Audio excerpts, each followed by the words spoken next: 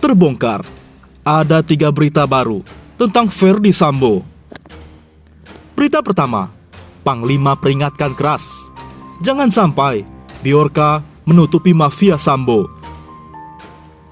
Berita kedua, skenario Sambo dibongkar Kamarudin.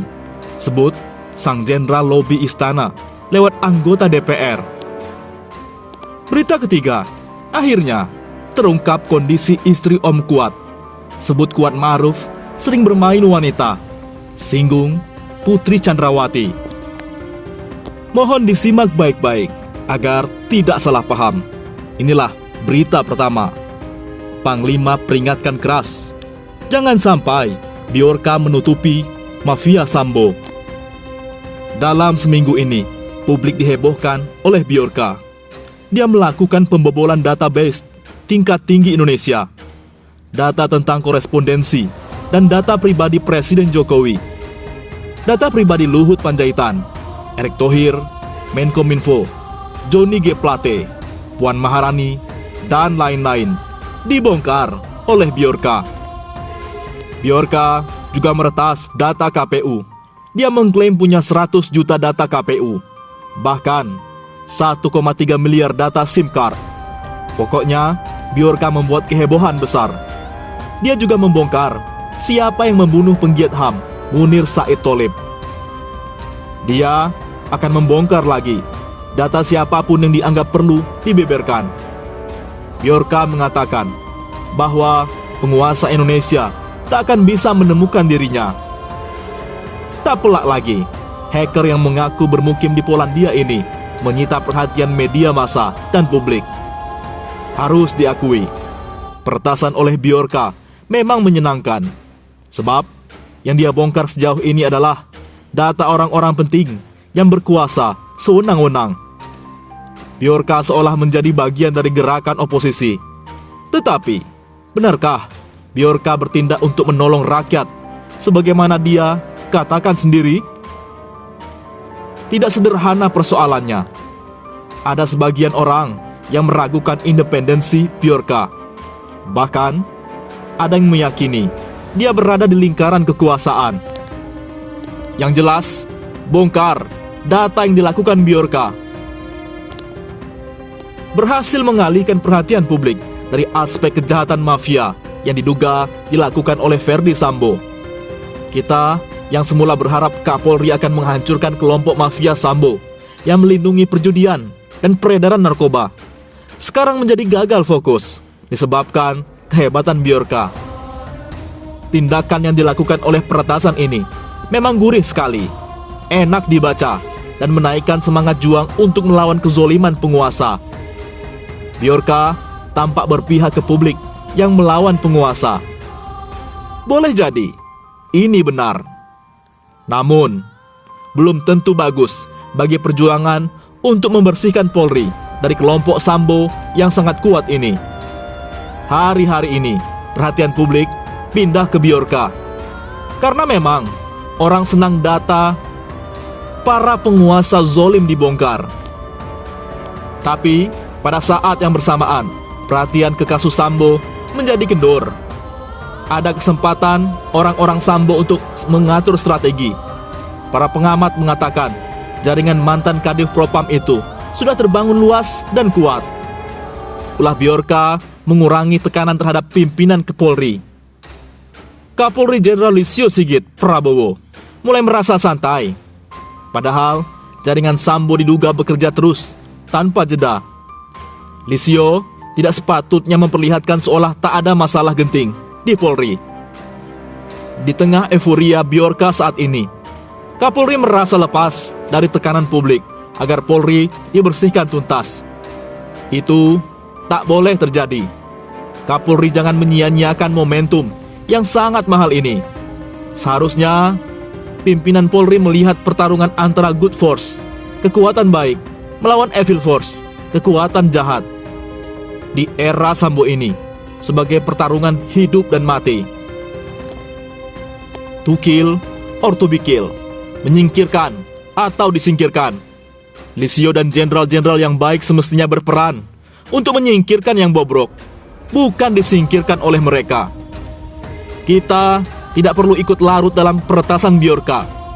Dia memang membuat para pejabat tinggi tampak tak berdaya, bercampur dungu. Kurang tahu apakah tontonan ini menyenangkan atau menyakitkan. Tapi jangan sampai tindakan Bjorka menutupi mafia Sambo. Kondisi di kepolisian sangat buruk.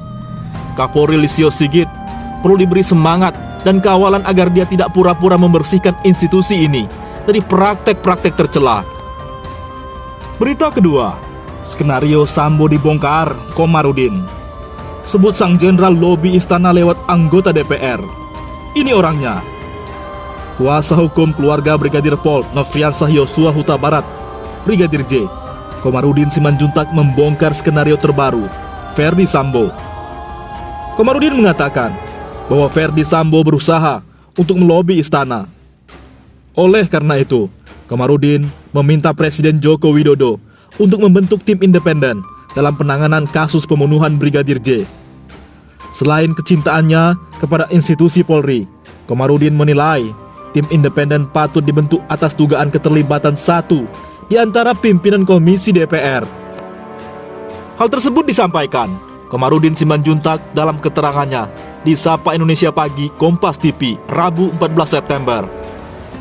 Saya terus mendorong Pak Presiden untuk membentuk tim independen. Alasannya adalah karena ada keterlibatan juga dari Dewan. Salah satu ketua komisi Dewan dimanfaatkan oleh Ferdi Sambo untuk melobi istana melalui salah satu kementerian, yaitu Kementerian Sekretaris Negara, ungkap Komarudin. Berhasil apa tidaknya, saya tidak tahu. Tetapi yang jelas, berdasarkan informasi intelijen itu digunakan, kan begitu. Ketua Komisi DPR ini kemudian juga melobi kementerian yang lain, yang menterinya itu ex-Polri. Bukan hanya itu, Komarudin menambahkan, tim konektivitas atau tim independen perlu dalam perkara pembunuhan berencana Brigadir J, karena mengungkap kasus ini secara terang-menerang sesuai keinginan Presiden Jokowi tidak mudah. Sebab, menurut Komarudin, banyak pihak yang terlibat dalam kasus pembunuhan berencana Brigadir J. Karena saya sudah memahami perkara ini sejak awal. Berdasarkan informasi-informasi intelijen saya yang menyatakan banyaknya keterlibatan para pihak, mulai dari Polres, Polda, Pidum Polri, dan Propam, kan begitu, ujar Komarudin. Tapi sayang, yang dilakukan Presiden hanya berbicara 4 kali, menyatakan bukan seterang-terangnya. Tetapi, sayang, permintaan Pak Presiden itu tidak dihiraukan atau tidak diindahkan oleh Polri. Begitulah kira-kira. Bagi Komarudin, seharusnya ada 9-10 tersangka yang ditetapkan dalam perkara pembunuhan berencana Brigadir J, atau di luar perkara obstruction of justice. Artinya, bukan hanya Ferdi Sambo, Putri Chandrawati, Barada Eliezer atau Barada E, Bribka Riki Rizal, dan Kuat Ma'ruf. Dari awal, saya sudah ingatkan penyidik bahwa yang harus menjadi tersangka dalam perkara ini minimal 9 atau 10 orang, ucap Komarudin. Berita ketiga, akhirnya terungkap kondisi istri Om Kuat. Sebut, Kuat Ma'ruf sering bermain wanita. Singgung Putri Chandrawati. Akhirnya terungkap kondisi istri Om Kuat alias Kuat Ma'ruf. Istri Om Kuat muncul di tengah-tengah isu perselingkuhan Putri Chandrawati dan Kuat Ma'ruf. Istri Om Kuat pun membongkar sifat asli Kuat Ma'ruf yang diduga memiliki hubungan spesial dengan Putri Chandrawati. Kuat Ma'ruf disebut sering bermain wanita. Kemunculan istri Om Kuat di tengah isu perselingkuhan Putri Chandrawati dan Kuat Ma'ruf cukup mengejutkan publik. Pasalnya, kini istri Kuat Ma'ruf muncul dengan membeberkan aib sang suami selama ini. Sebagaimana diketahui, diberitakan oleh media sebelumnya bahwa Om Kuat sudah memiliki istri dan 2 orang anak.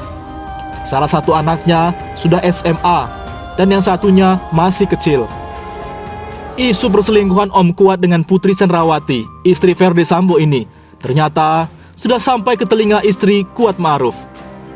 Dikutip dari media, sosok istri Kuat Ma'ruf baru-baru ini mendadak muncul ke publik dan langsung membeberkan fakta yang sangat mengejutkan. Diketahui, tak hanya suka bermain wanita lain di belakang. Sang istri rupanya juga mengungkapkan hal yang sangat mengejutkan tentang perilaku suaminya itu. Ternyata selama ini Kuat Ma'ruf sudah lama tidak memberikan nafkah kepada sang istri dan juga anak-anaknya. Di lain sisi, ada isu perselingkuhan Putri Chandrawati dan Om Kuat. Akhirnya terungkap, Putri Chandrawati sudah 14 tahun bersama Om Kuat.